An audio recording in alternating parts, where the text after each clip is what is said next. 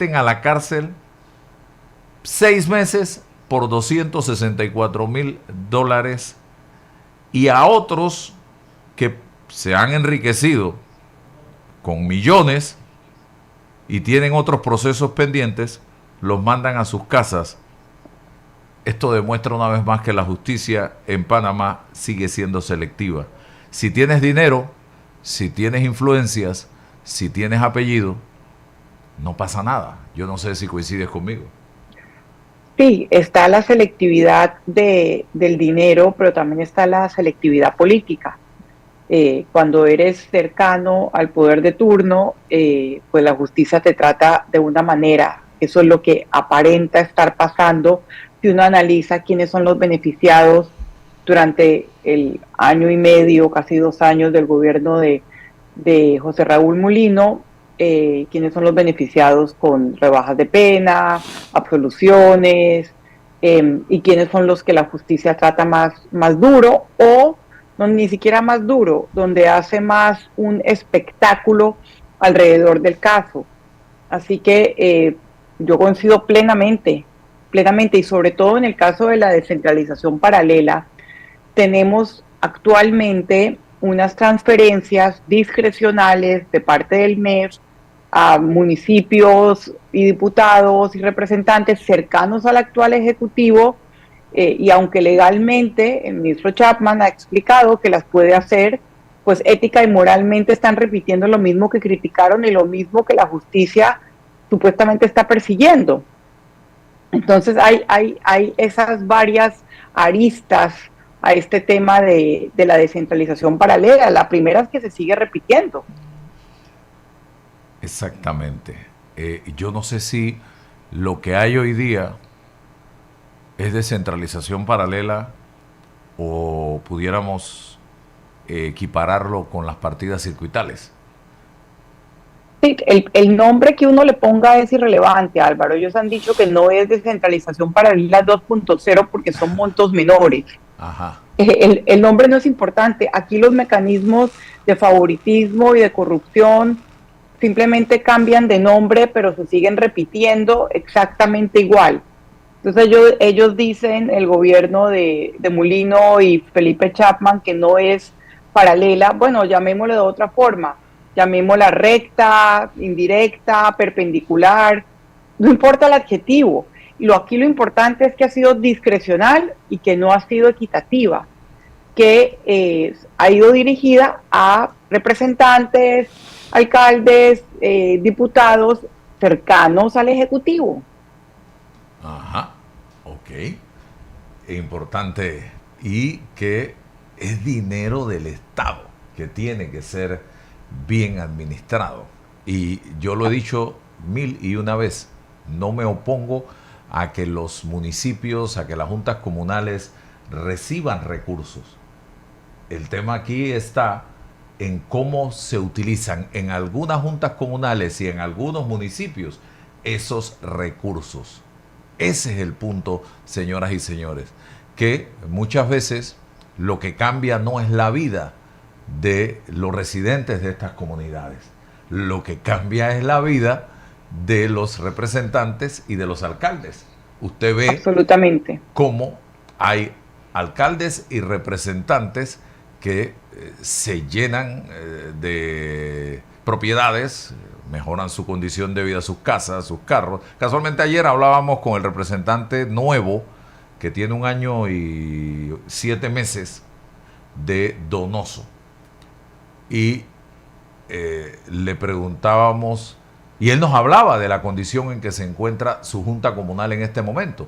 Sin embargo, residentes del área nos dicen que la vida de muchos de los que estuvieron ocupando esos cargos en el pasado cambió para bien, pero no la vida de muchos residentes, porque muchos de los dineros que se obtuvieron a través de donaciones, de impuestos por parte de la mina cuando estaba abierta, quedaron en manos de estos políticos y no fueron a parar o no se ven en obras en las comunidades. muchos con 4x4, muchos con casas de primer nivel, pero la comunidad no recibió ese apoyo. Y eso pasa en diferentes áreas del país, señoras y señores. Sabrina. Sí, esa es la verdadera tragedia del abuso de los dineros de todos en Panamá.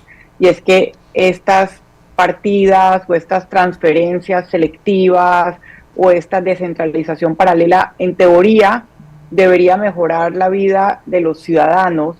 En teoría debería ser una verdadera forma de pasar facultades y recursos del gobierno central a los municipios, pero en la práctica, tanto en el pasado como ahora, lo que se usa es como un mecanismo de premio para aquellos que votan por tus proyectos, que apoyan tu línea política, que te respaldan.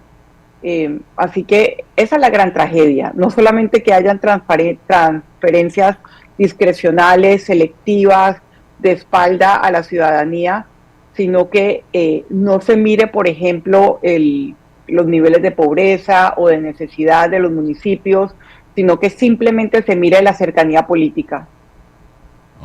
Oiga, ¿y qué le parece lo que está pasando en el tema de la inconstitucionalidad del contrato entre el Estado y Panamá por la decisión adoptada por el gobierno nacional y además el anuncio hecho por la empresa de ir a un arbitraje directamente? Ya lo presentaron el pasado 3 de febrero.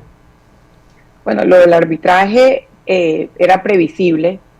Asimismo, First Quantum presentó arbitrajes inicialmente.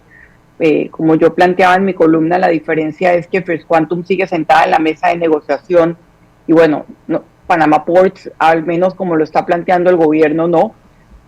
Yo estoy de acuerdo que el contrato tenía, no solamente el contrato original, muchísimas debilidades para el Estado, que el Estado siempre fue el socio bobo, como le dicen, sino que con la equiparación, con las adendas, con la prórroga automática que fue escandalosa del gobierno anterior, pues definitivamente no era beneficioso para los panameños. Eso es un hecho, y lo comentamos aquí hace una semana, justo cuando se conoció en Panamá, porque de Estados Unidos se conoció primero, la decisión de la Corte Suprema de Justicia. Lo que me llamó la atención desde entonces y me sigue llamando la atención ahora es el hecho de que se haya designado de a dedo a una empresa, en este caso una filial de Maersk, que ya maneja el ferrocarril y que, como dijo el presidente Mulino ayer, maneja un buen porcentaje de la carga que pasa por esos puertos, lo que implica una concentración económica importante, y no se ha dicho aquí por cuánto tiempo va a manejar los puertos. Bueno, todavía en teoría, escuchando al Alberto Alemán Subieta y al presidente, como el fallo no está en firme, pues todavía le corresponde a Panama Ports. Ellos dicen que no están improvisando y que tenían todo muy bien diseñado y planteado, pero la sensación es distinta, Álvaro, porque la explicación que da ayer José Raúl Mulino de por qué Maersk dice, bueno, porque ellos ya están allí, y esa explicación no debería ser una explicación de por qué sí, sino de por qué no, porque hay un enorme conflicto de interés en darle a una sola empresa extranjera que maneje los puertos cuando ya maneja un porcentaje importante de la carga y también maneja el ferrocarril. Como lo dijo Rodrigo Noriega, escuché que lo tuviste en este espacio, yo lo cité en mi columna de Sabrina Sin Censura. Sería un corredor logístico de 80 kilómetros manejado por una empresa extranjera. Y la pregunta que yo me hacía en mi columna es si estamos repitiendo lo mismo que la Corte intentó corregir a destiempo y por las razones equivocadas. Y es que los bienes públicos, los bienes que son de todos los panameños, terminen sirviendo intereses privados. Ayer lo único que a mí me pareció sensato, una buena noticia pensando en el bien común, es que cuando llegue el momento de la licitación de los puertos, que no han dicho cuándo será, o sea que cuánto tiempo Maersk va a administrar esos puertos, los van a licitar por separado. O sea, que no va a ser una misma empresa la que va a tener el puerto de Balboa y el puerto de Cristóbal. Ajá, sí, eso también llamó la atención ayer, pero tú que manejas temas nacionales e internacionales, este arbitraje de llevarse a cabo y no haber una conversación, porque estamos dando por hecho de que por un fallo de la Corte Suprema de Justicia nosotros ya con eso estamos protegidos y no va a haber ningún proceso. Sin embargo, yo estuve leyendo bastante sobre este tema de los arbitrajes y cuando se trata de este tipo de contratos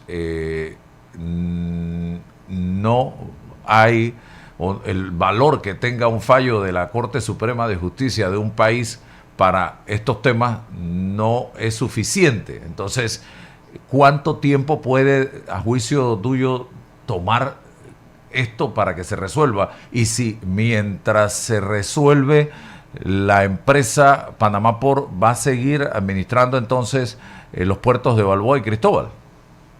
Bueno, eso fue lo que escuchamos ayer, no solamente de parte del presidente, sino también de parte del ingeniero Alberto Alemán Zubieta, que como el fallo todavía no está en firme, entonces a la empresa Panamá Port le corresponde seguir administrando los puertos. No se dijo mucho de cómo va a ser ese traspaso de la cantidad de activos que tienen ahí a Maersk. Hay tantas preguntas sin respuestas. Yo no soy una experta, no soy abogada, no soy experta en arbitrajes internacionales, evidentemente. Creo que en Panamá hay mucha otra gente más capacitada y estudiada para hablar del tema.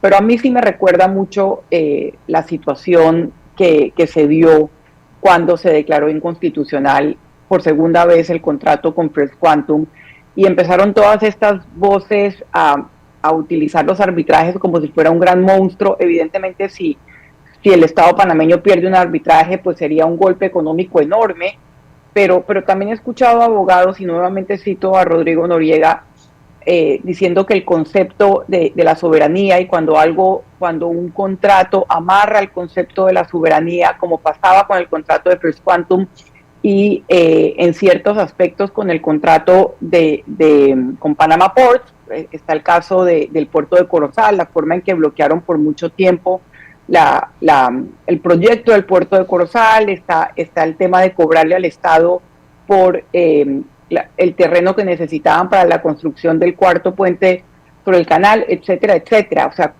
todos los que hemos seguido, pienso yo, noticias y la realidad nacional en Panamá, hemos podido ver que Panama Ports Company no ha sido un buen socio para el Estado panameño, no lo ha sido, incluso con el pago de dinero al fisco. Siempre fue un contrato que estuvo bajo cuestionamiento ciudadano y bajo cuestionamiento legal y jurídico, y sobre todo con la equiparación y con la prórroga y las adendas.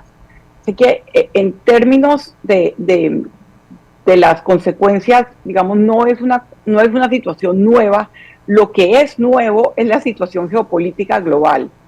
Y sí, a mí me llamó la atención, y lo comenté ayer con la colega Mónica Palm, la forma tan tajante que el presidente Mulino empezó su conferencia de prensa asegurando que nosotros no somos China y que nosotros somos una democracia con separación de poderes y que el órgano judicial en este país no responde al órgano ejecutivo. Y bueno, eso es lo que le corresponde decir, pero si miramos los hechos del último año y medio, si miramos los fallos, los que aceptan, los que no aceptan, los casos, las demandas, quiénes son los beneficiados, e incluso si nos damos cuenta de algo muy, muy sencillo, que el mismo presidente lo dijo ayer: no, es que nosotros no improvisamos, nosotros ya teníamos listo un plan, y en efecto ya tenían listo el video. Entonces, como yo entiendo perfectamente lo que trató de decir, que somos un Estado de Derecho, pero si tú indagas un poco, pues al final somos como una caricatura de Estado de Derecho, porque no solamente el Ejecutivo sabía, sino que en Estados Unidos sabían. Y aquí lo comentamos hace una semana, Álvaro. Tú lo has dicho y lo escribiste en tu cuenta de Twitter. Esa tarde, antes de que se diera a conocer... Del jueves. Sí, antes de que se diera a conocer el fallo. De hecho, a mí me mandan el artículo de Axios como a las 4 de la tarde y yo estoy leyendo y veo que este jueves la Corte Suprema de Justicia va a fallar y yo digo, ¿qué jueves es? O sea, yo no podía creer que un medio estadounidense estaba publicando el fallo de una Corte Suprema de Justicia de otro país y el plan del gobierno de otro país antes de siquiera reunirse. Entonces primero puse un tuit a las 4 de la tarde como diciendo, ¿será que es otro jueves? ¿Será que es una suposición? Y después cuando leí a fondo, entendí que ellos tenían la información antes de que los magistrados incluso se empezaran a reunir.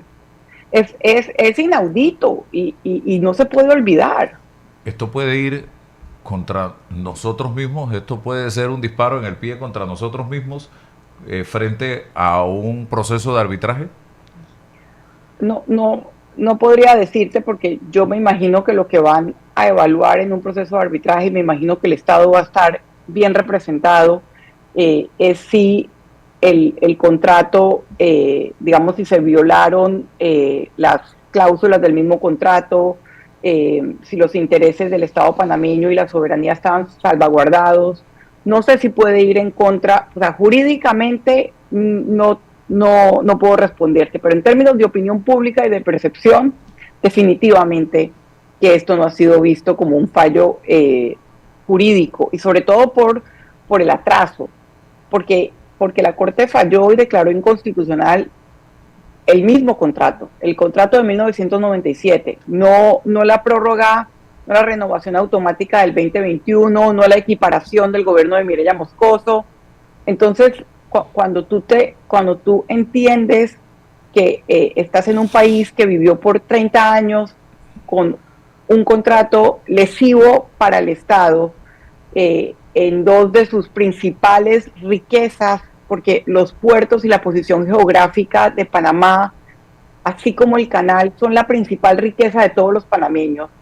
30 años con un contrato lesivo y nos demoró ese tiempo o nos demoró que hubiese una presión externa o que hubiese un incentivo externo. La verdad que no sé de qué forma una corte internacional va a evaluar eso.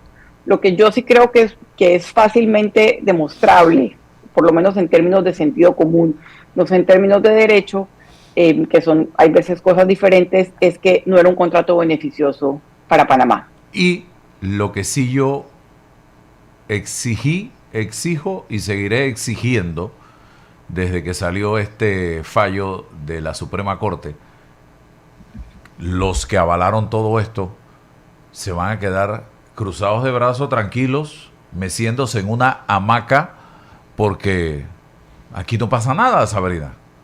Claro, eso es lo otro. O sea, porque no es que Panama Ports hizo lo que quiso en contra de los funcionarios que deben estar defendiendo el bien público. Panama Ports hizo lo que quiso con el aval de funcionarios de distintos gobiernos que le permitieron hacerlo. Así que los que tienen que responder ante el pueblo panameño son los funcionarios porque son sus representantes. Y pasó lo mismo con el contrato minero. Cuando me decían que la empresa sí, que la empresa no, la empresa responde por sus intereses económicos. Aquí el problema son los funcionarios que permiten que una empresa extranjera se aproveche de los recursos de los panameños, incluso poniéndose por encima de la letra de nuestra Constitución. Ok. El tema de los independientes, las reformas electorales y lo que están haciendo los partidos políticos, Sabrina, para frenar el avance de los independientes en las próximas elecciones. ¿Qué opinión te merece? No me sorprende, era previsible. En este país existen, digamos, dos sistemas electorales distintos, uno para los partidos y otro para los independientes. Y la realidad es que en la elección pasada, especialmente la coalición Vamos, desde el punto de vista de estrategia electoral, hizo algo que a mí me pareció genial y que dio resultados excepcionales, y fue utilizar una herramienta de los partidos políticos para lograr ganar más espacios en la Asamblea, que fue el voto plancha. Entonces, obviamente los partidos políticos tomaron nota de esto, y no me sorprende para nada, porque nuestro sistema electoral tiene, por así decirlo, dos criterios, y eso no es nuevo, que al final las reformas electorales van a ir a la Asamblea, y en la Asamblea, si bien la bancada más numerosa es la bancada de Vamos, no tiene la mayoría en la Asamblea. Entonces, no es algo de sorprenderse. Yo creo que aparte de hacer la denuncia pública y de que la gente pueda entender de qué manera esto coarta o no sus libertades electorales y su derecho a elegir y a votar y a firmar por quien le parezca que mejor representa los intereses, hay una pregunta que sé que has tenido a Juan Diego Vázquez aquí y lo han discutido, que Vamos tiene que hacerse, y también pensando en lo que pasó con el diputado Saldaña, que votó a favor de la elección del subcontralor a pesar de su pasado oscuro, es si Vamos quiere convertirse en un partido político, porque tanto para el tema de la disciplina interna como para el tema de las normas electorales, pues haría sentido. Claro, eso sería unas razones para no hacerlo, es por el estigma que tienen los partidos políticos, estigma bien ganado, hay que decirlo. Entonces, te digo que no me sorprende, yo lo hubiese esperado. En la elección pasada, antes de la elección pasada, cuando el movimiento de Ricardo Lombana decidió volverse un partido político, él lo explicó a sí mismo, y estamos atrapados casi por esa partidocracia, pero tampoco puede haber una democracia completa sin partidos, y tampoco se trata de demonizar a los partidos y de ensalzar sin hacer diferencias entre unos y otros a los independientes, porque una cosa es ser de libre postulación y otra cosa es ser verdaderamente independiente. Y ese tema, específicamente con la coalición Vamos, yo lo planteé el año pasado, ¿te acuerdas, Álvaro, que estuve aquí conversando del tema con la votación dividida para el presupuesto general del Estado? ¿Por qué? Porque ahí había una recomendación clara de la coalición Vamos, del jefe de bancada, del presidente, que es Juan Diego Vázquez, y hubo algunos diputados que votaron a favor del presupuesto. Y en ese momento yo me planteé cómo va a ser Vamos con esta grieta que se sigue ampliando. Y no han tomado una decisión, excepto la de Carlos Saldaña, que no sé si lo están haciendo como un ejemplo para otros, pero creo que a largo plazo ellos van a tener que decidir cómo van a seguir garantizando la cohesión, especialmente de sus diputados, Álvaro, porque creo que ser la bancada más numerosa en la Asamblea y ser un movimiento independiente o de libre postulación es una situación excepcional, que sería una lástima que se perdiera esa oportunidad. Aquí otra noticia que desde ayer está circulando: el chavismo entra en pánico. Fuentes confiables confirman que familiares directos de Diosdado Cabello han abandonado Venezuela de manera precipitada en las últimas horas con destino a Panamá. El éxodo ocurre inmediatamente después de la detención de Alex Saab, señalado como testaferro clave de Nicolás Maduro, en una operación conjunta entre el SEBIN y el FBI que han sacudido los cimientos del régimen. El movimiento incluye gestiones directas desde Panamá y coinciden con versiones de que altos funcionarios estarían evaluando sus opciones ante la creciente presión internacional. También estuve leyendo ayer un tuit de Adela Coriat.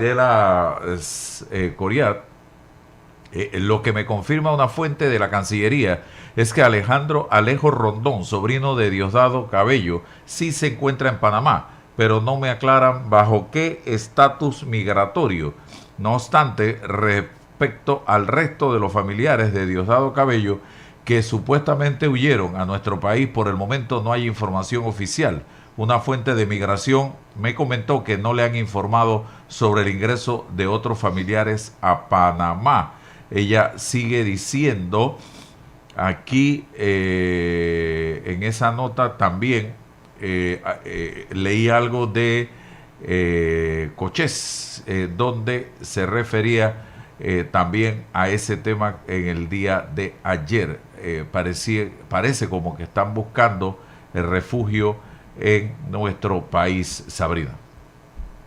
No me sorprendería nuevamente, Álvaro, y es buen momento para recordar que Panamá, en términos de política exterior, por un lado ha apoyado a María Corina Machado, incluso se fue una delegación enorme a llevarle el vestido, cosa que yo critiqué de una columna, pero por el otro, y lo quiero recordar, nunca el Estado panameño y el actual gobierno ha aclarado con hechos los vínculos que tiene el actual gobierno con contratistas estatales que siguen ganando licitaciones en el Ministerio de Seguridad, vinculados familiarmente a personas señaladas por la OFAC por su cercanía y sus tentáculos económicos con el régimen de Nicolás Maduro. Entonces, cuando tú ves ese doble estándar o esa doble cara, pues ya ahí no te debe sorprender que altos funcionarios o personajes del régimen chavista estén viendo a Panamá como una opción.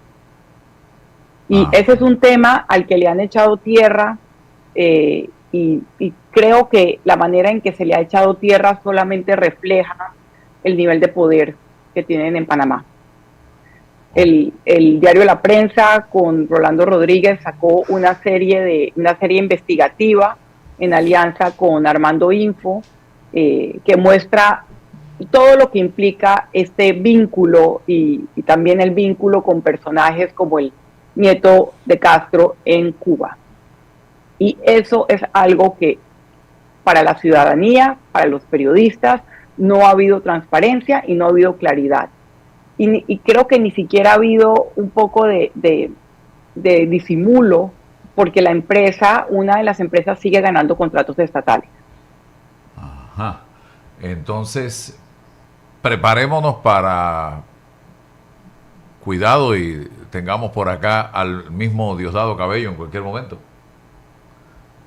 Claro, es que durante todo este tiempo no sabemos cuántos altos jerarcas del chavismo han estado por acá o han invertido sus dineros. ¿Y por qué lo digo? Pues tú tuviste en este espacio y lo ha hecho público, incluso a nivel de Naciones Unidas, a la directora de Transparencia Internacional de Venezuela en el exilio. Sí. Y ella ha dicho clara y abiertamente que altos jerarcas del régimen chavista o madurista, llámalo como quieras, que sigue gobernando Venezuela, pues siguiendo instrucciones de Estados Unidos, eso ya es otro tema de otra conversación, han utilizado el sector inmobiliario panameño y otros sectores para ocultar sus sumas de dinero. Así que ante esa denuncia que hizo la directora de Transparencia Internacional en Venezuela el año pasado, antes de la captura de Nicolás Maduro, ¿tú has visto algún movimiento en Panamá investigativo al respecto? Absolutamente. Ahí te queda exactamente claro. Definitivamente. Bueno, Sabrina, ¿algo adicional que se te quede sobre el tintero? No, creo que ya por hoy suficientes enemigos nuevos y viejos. Pero realmente, Álvaro, decir la verdad en este país, tú y yo sabemos que tiene consecuencias, pero alguien lo tiene que continuar haciendo. No, definitivamente que sí. Y siempre las puertas de este espacio están abiertas para cualquier persona que sea mencionada en un momento determinado y quiera venir a aclarar o a rebatir lo que se dice. Aquí no le cerramos las puertas o los micrófonos absolutamente a nadie. Esa es la gran ventaja. Así que creemos en la libertad y en el derecho a réplica tranquilamente, a la aclaración. Gracias, Sabrina, que tengas excelente fin de semana. Igual para ti y tu audiencia. Bueno, seguimos adelante, señoras y señores. Son exactamente las 7:34 de la mañana.